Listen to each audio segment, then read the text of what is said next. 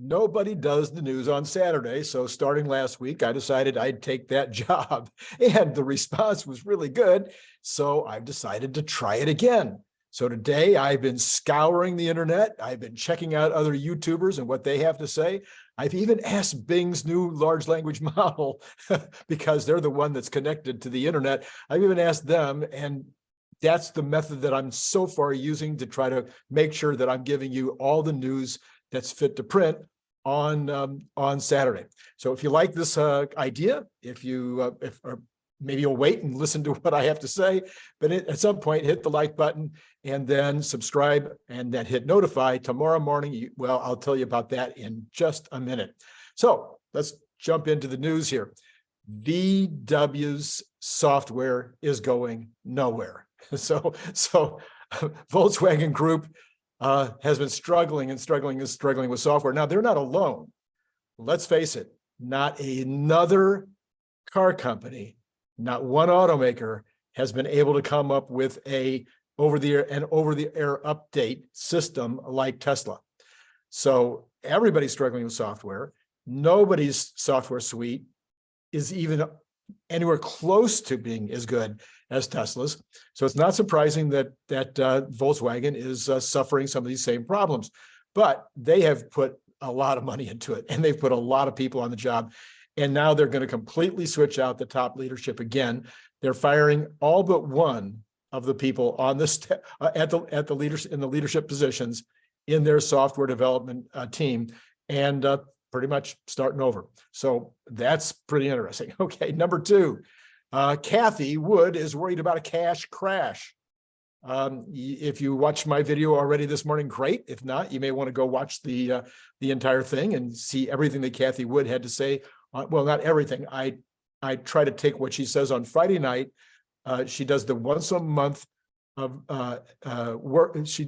Once a month on the day that the unemployment numbers come out, she takes a look at everything in finance. I mean, literally from the money supply to what the stocks are doing, what the commodities are doing, everything. She goes through it all. I cherry pick out the things that I think you'll be interested in, and I do a video the next morning on Saturday morning. So that was out this morning. Everybody seems to have liked that particular video, so you might want to check it out. But the main thing that she had to say, the main thing was cash is potentially going to be a problem. And as I explained in my video this morning, I have gone through that recession. Some of you weren't even born when that recession took place, but we had the cash shut down. Nobody had any money. I'm talking about retailers that had no money. They couldn't pay their bills. So their wholesalers got no money. They couldn't pay their bills. So they couldn't pay the manufacturer. You get the point. It just all stopped. Cash stopped flowing. Well, that's kind of what Cathie's worried about. M2 is going down. Banks are closing. Banks are in trouble, especially the regional banks. So anyway, worth a look. Take a look at my video this morning, or jump all the way back to Friday night. Cathie Wood in the know is what it's called. Cathie Wood, ARK Invest in the know. Okay, so that was number two. According to the IEA, now listen to this carefully, brand new report. This is the best they can do. The IEA comes out and said that by 2030, more than a third of global car sales could be BEVs. I'm sorry, this is just crazy. The IEA, time after time after time, tries to predict the electrification curve. They try to predict the battery storage curve. They try to predict the cost of battery. They try to predict the number of cars that'll be BEVs. Time after time, they have to come back and renew their information. And this is an update. This is their update. I mean, these are people that somebody is paying money to, probably coming out of your in my pocket, to come up with their analysis of what's going to happen over the next few years in terms of BEVs. And the best they can do is 1/3 of all global car sales by 2030. They predict that 10% of the auto purchases in the rest of the world, counting North America, Eurozone, China, Australia, and India. So take out the big countries and the major players. They don't even include Japan, because Japan has barely gotten started on BEVs. But once they do, I'm guessing it'll go like that. But so they've taken a look at the major places where cars are sold, and they say those folks will be at 30, 40, 50, 60, 70%. But the rest of the world will only be at 10. So India will be at 15. But does that mean that Pakistan and Indonesia and the rest of South Asia will be at less than 10?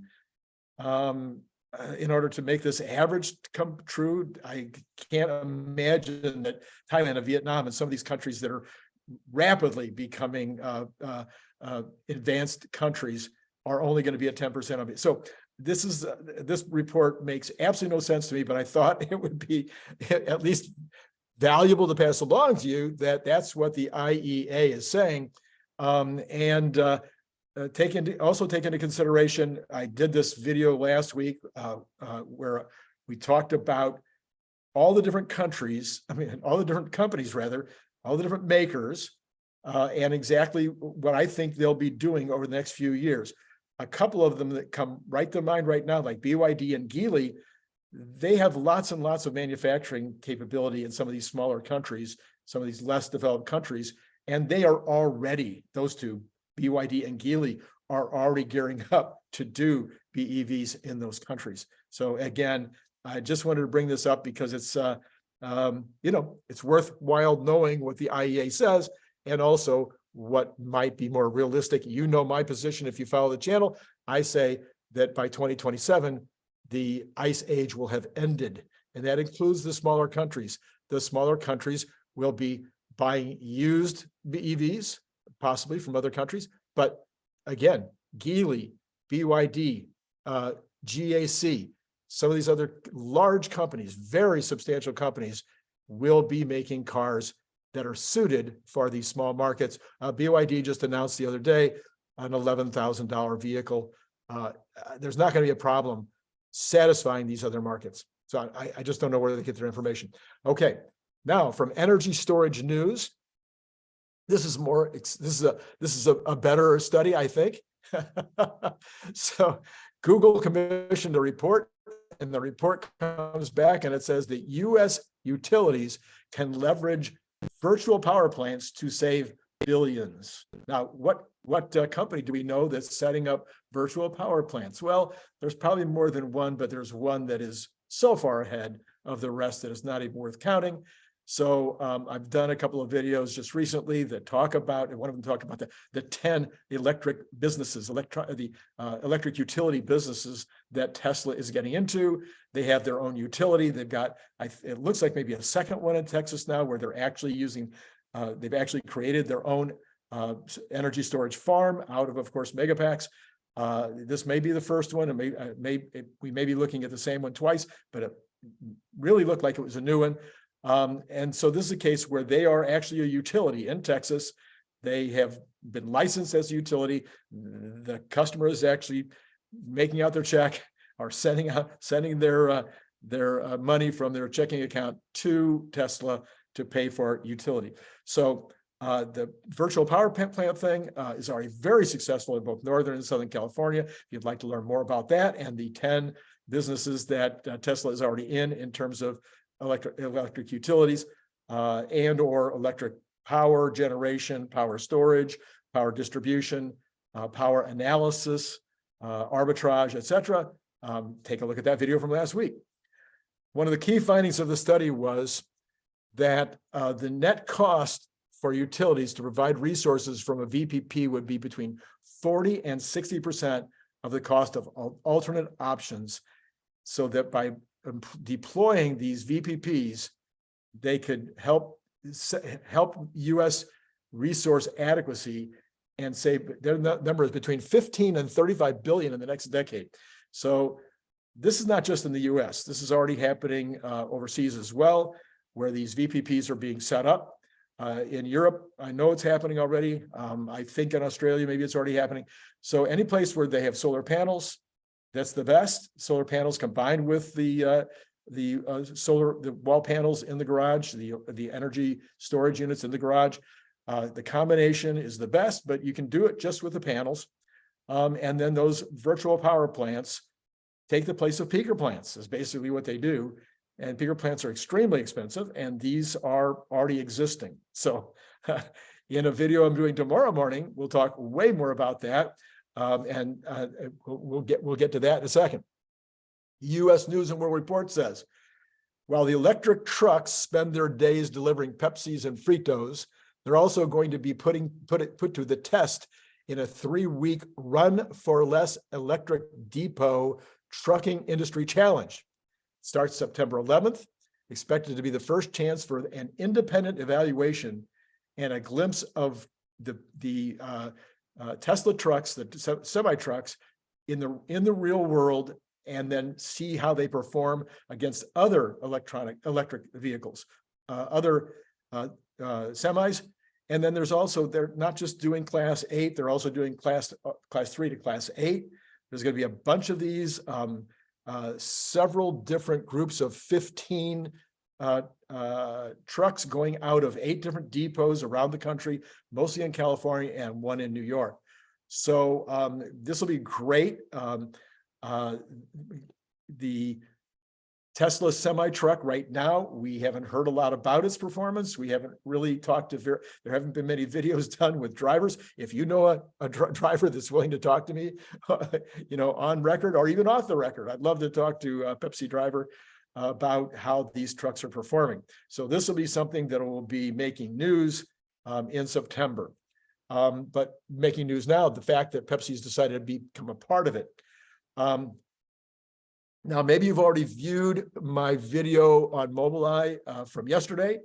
I would highly recommend that if you're at all interested in the future of BYD, BYD and BEVs, FSD. So, there's so many 3-letter words now, 3-letter acronyms that it's hard to keep them all in your head. If you have any interest in the future of FSD, and if you're a stockholder in Tesla, I'm sure you do, and if you own FSD in your car, I'm sure you do, then you want to be aware of the competition as well. Well, most of the experts think that Mobileye is the number one. They are the cherry on the cake. They are the best of all of the automated driving systems out there. They're doing about $500 million a year in sales and losing a ton of money. That's who Mobileye is. So, and even though they're only doing $500 million a year in sales, and even though they're losing a ton of money, their valuation is $30 billion. If you'd like to take a look at the video, what we talk about is, based on that, how are they the leader? How does that fit with FSD? And why aren't the investors in Tesla believing that the FSD portion of the Tesla story isn't worth like 5 times that much, like 150 billion out of the, that would be $45 a share. Shouldn't $45 a share out of the current 160 be just on FSD? And of course, it's not. Somebody asked me in the comments, they said, well, gee whiz, wouldn't it just be part of the overall total dollar amount that pundits and analysts are giving to Tesla? And no, it's not. They have specifically said, many of them have said, no, we're not giving any value to FSD or robotaxi in the Tesla story. We have not put it into our models. So why not? You give $30 billion value to a company like Mobileye. Okay. Finally, a Warren Buffett quote. Don't we all love Warren Buffett quotes? Okay. This is news also. I mean, it was yesterday. Maybe it was today. Anyway, there's a conference going on right now, and individuals like you and me who are at the conference are getting to ask Warren Buffett a question. They asked him about artificial intelligence. He said that he had a chance to try some of it the other day, and that he found it amazing, found it incredible. He does think that old-fashioned regular intelligence is still going to be fine, and probably even better. I think, I don't want to quote him directly, but I think he says it will continue to be better than artificial intelligence. And then he says, look, it's going to be amazing. It's huge. It's a big deal. And he says, anything that is that amazing does worry me, is what he said. And then finally he says, but you can't uninvent it any more than you can uninvent the atom bomb. So I thought that was a great quote. So anyway, Warren Buffett does believe that AI is a big deal. I believe it's a big deal. If you believe it's a big deal, let me know in the comments below what you're doing with it that maybe I don't know about yet, because I'm all over the place right now, checking out Bing and checking out Edge and checking out the Chat GPT, and I paid the $20 to get the better one. So if you know some new ideas and some new things that I should know about, please let me know in the comments below. Let me know about this news product here on Saturday, whether you like the product. Best way to do that is to like, but commenting also helps. And then subscribe, hit notify. And then, of course, I could use more people helping me out on the channel here, helping to support the channel. The Patreon starts at $5 a month, and that would be a wonderful help. And you can look in the information below on how to do that. So have a great rest of your weekend. This is Randy Kirk, and it's been great talking to you.